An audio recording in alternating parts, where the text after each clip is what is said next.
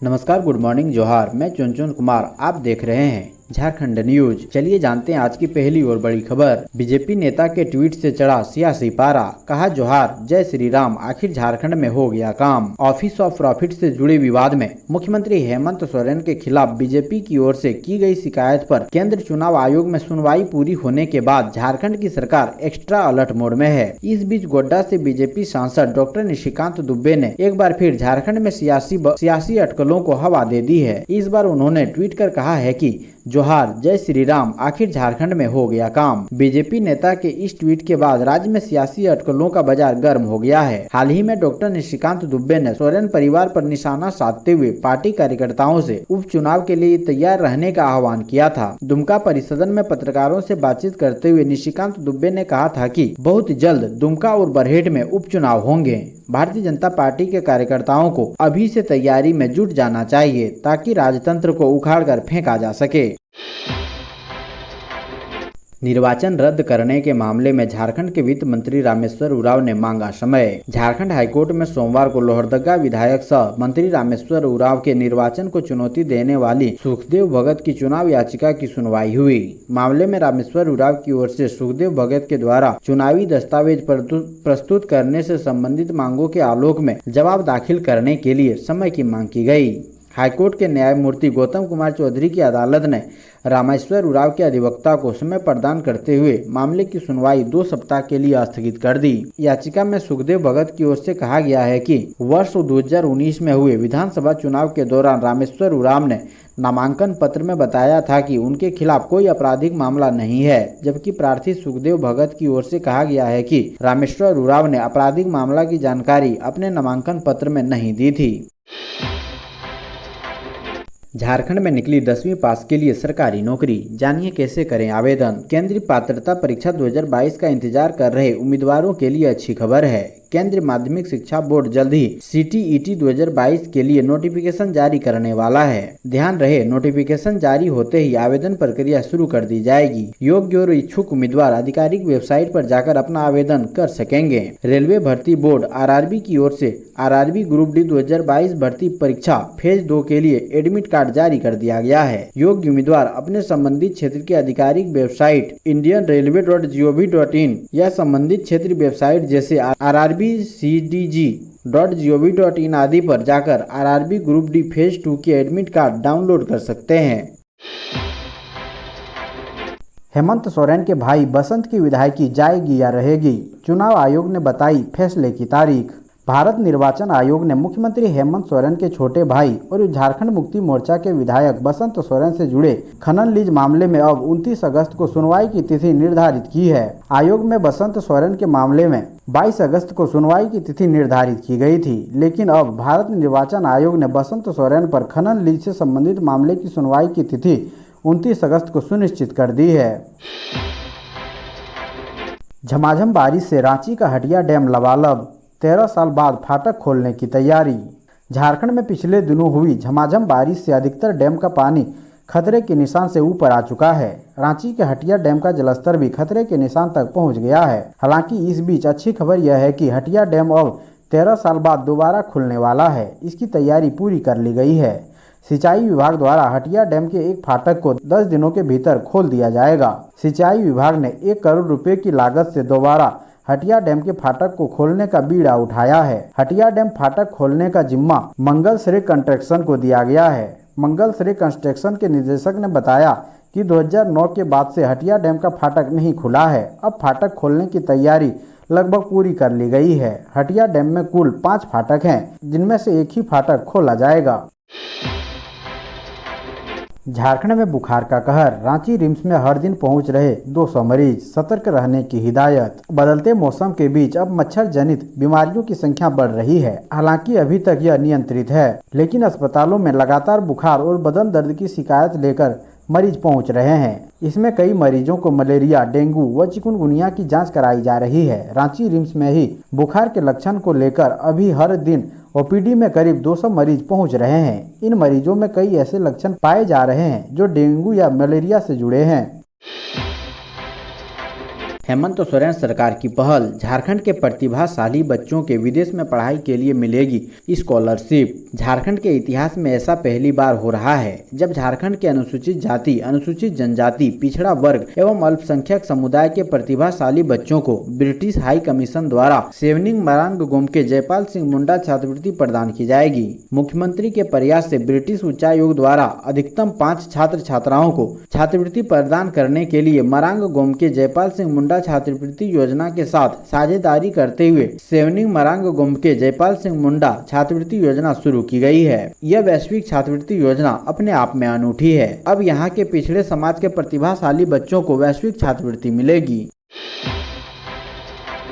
गिरिडीह में कोयला के अवैध कारोबारी के खिलाफ पुलिस की कार्रवाई, 10 बाइक के साथ 4 अपराधी गिरफ्तार। गिरिडीह जिले में कोयला के अवैध कारोबार के खिलाफ पुलिस ने बड़ी कार्रवाई करते हुए अवैध कोयला लदे 10 बाइक और एक बैलगाड़ी को जब्त कर लिया है। एसडीपीओ अनिल कुमार सिंह की अगुवाई में की गई यह कार्रवाई में 4 कोयला तस्कर को भी गिरफ्तार किया गया है। पकड़े गए अपराधियों से पुलिस को कोयला तस्करी के बारे में कई अहम सुराग भी मिले हैं। अवैध कोयला कारोबार के खिलाफ पुलिस ने गुप्त सूचना के आधार पर कार्रवाई की है। बताया जाता है कि भदुआ, आगदोनी, ओपन कास्टा पीछे के इलाके से अवैध खनन कर कोयला निकालने व उससे बाइक तथा बैलगाड़ी पर लादकर भेजे जाने की सूचना एसडीपीओ को मिली थी। सत्ता परिवर्तन की आशंकाओं के बीच राज्यपाल दिल्ली गए, चुनाव आयोग का फैसला तय करेगा हेमंत सोरेन का भविष्य। झारखंड के राज्यपाल रमेश बैस दिल्ली में है। वो 3 दिन की यात्रा पर दिल्ली गए हैं। उनका 24 अगस्त को वापस आने का कार्यक्रम है। राज्यपाल की इस यात्रा को निजी बताया गया है। राज्यपाल की यह यात्रा ऐसे समय में हो रही है जब राज्य के मुख्यमंत्री हेमंत सोरेन संकट में घिरते हुए नजर आ रहे हैं। खनन लीज मामले में चुनाव ने सुनवाई पूरी कर चुकी है। आयोग ने अपना फैसला सुरक्षित रखा हुआ है। वो जल्द ही अपना परामर्श राज्यपाल को भेज सकता है। राज्यपाल का यह दौरा ऐसे समय में हो रहा है जब झारखंड में सियासी तापमान बढ़ा हुआ है। इस हालत में राज्यपाल के दिल्ली दौरे को लेकर कई तरह के कयास लगाए जा रहे हैं। खनन लीज मामले में चुनाव आयोग किसी भी वक्त राज्यपाल को अपना फैसला भेज सकता है। चुनाव आयोग के रिपोर्ट के आधार पर राज्यपाल कार्रवाई करेगी। खबरों में आगे बढ़ने से पहले वीडियो को लाइक करना ना भूलें और चैनल पर नए हैं तो सब्सक्राइब जरूर करें। झंडा फहराते समय मरने वाले लोगों को मिलेगा मुआवजा, झारखंड सरकार ने किया ऐलान। हर घर तिरंगा अभियान के दौरान राजधानी रांची के कांके थाना क्षेत्र के अरसंडे में झंडा फहराने के दौरान एक परिवार के 3 लोगों की मौत हो गई थी, जिसके बाद अब राज्य सरकार ने इस परिवार के लिए मुआवजे का ऐलान किया है। झारखंड सरकार परिवार के एक सदस्य को नौकरी और 15 लाख रुपए मुआवजा देने का ऐलान किया है। इस बात की घोषणा पेयजल स्वच्छता मंत्री मिथिलेश ठाकुर ने मुख्यमंत्री हेमंत सोरेन के निर्देश पर की। इस बात की जानकारी उन्होंने सोमवार को दी है। बता दें कि हर घर तिरंगा अभियान के तहत स्वतंत्रता दिवस के पूर्व संध्या पर घर की छत पर झंडा फहराते समय बिजली का करंट लगने से एक ही परिवार के 3 सदस्यों की मौत हो गई थी। रांची पुलिस ने कहा था कि राष्ट्रीय ध्वज फहराने के लिए उनके द्वारा धातु की एक छड़ इस्तेमाल की गई थी, जो पास से गुजर रहे बिजली के तार के संपर्क में आ गई थी, जिसके बाद करंट लगने से तीनों की मौत हो गई थी। सिमडेगा में 27 से 29 अगस्त तक आयोजित होगा राज्य स्तरीय हॉकी प्रतियोगिता, चल रही तैयारी। राष्ट्रीय खेल दिवस के अवसर पर झारखंड के सिमडेगा में हॉकी झारखंड, टाटा स्टील जिला प्रशासन सिमडेगा और हॉकी सिमडेगा के द्वारा 27 से 29 अगस्त तक 5वीं सीनियर झारखंड राज्य स्तरीय महिला एवं पुरुष हॉकी चैंपियनशिप 2022 का आयोजन किया जाएगा। इसकी तैयारियों का जायजा लेने के लिए हॉकी झारखंड के महासचिव विजय शंकर सिंह और टाटा स्टील के अधिकारी शिखर सेन, नवल टाटा हॉकी अकादमी जमशेदपुर के सहायक खेल प्रशासक चंद्रयानी मजमूदार सोमवार को सिमडेगा पहुंचे। तीनों अधिकारियों का हॉकी सिमडेगा के कार्यालय में बुके देकर स्वागत किया गया। इसके उपरांत सभी मुख्य आयोजक स्थल स्टेटॉर्फ हॉकी स्टेडियम पहुंचे और खेल स्थल, भोजन स्थल इत्यादि जगहों का जायजा लिया।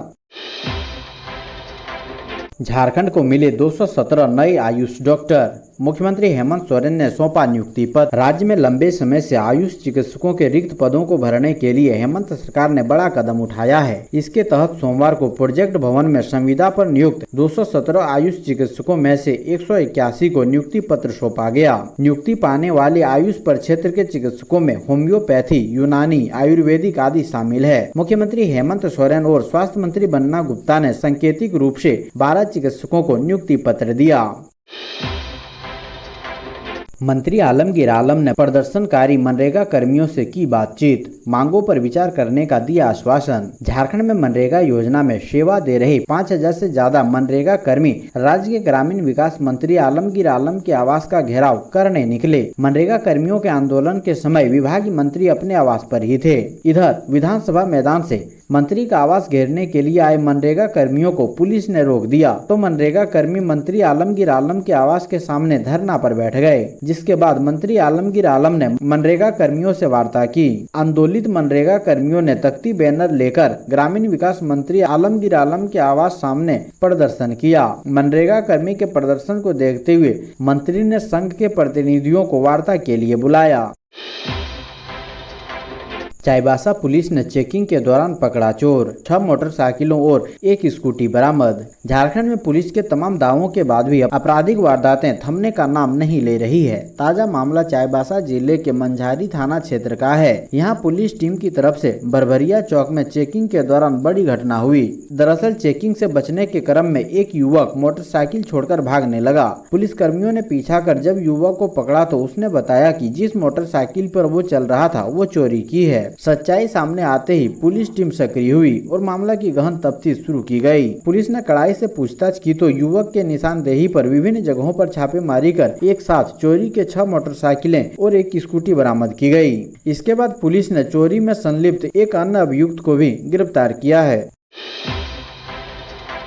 बड़का गांव विवाद में विधायक अंबा ने पीड़िता से मुस्लिम युवकों को बंधवाई राखी, बोली प्रशासन कब तक देगा सुरक्षा। हजारीबाग के बड़का गांव विधानसभा के सिरमा गांव में बच्ची से उठक बैठक कराने के मामले में अब एक नया मोड़ आ गया है। पीड़िता का कहना है कि 21 अगस्त को स्थानीय कांग्रेस विधायक अंबा प्रसाद कुछ लोगों के साथ पहुंची और उससे मुस्लिम युवकों को राखी बंधवाई। विधायक ने यहाँ तक कहा कि इस मोहल्ले में सिर्फ 4 हिंदू परिवार है, इसलिए मिलकर रहना होगा। प्रशासन ज्यादा दिन तक सुरक्षा नहीं दे सकती। पीड़िता ने कहा कि खुद अंबा प्रसाद राखी लेकर पहुंची थी। राखी बंधवाने की प्रक्रिया के दौरान तालियां बजाई गई, लेकिन पीड़ित परिवार अभी भी खौफ के साए में है। पीड़िता की मां ने 10 अगस्त की रात हुई घटना की जानकारी मीडिया से साझा की।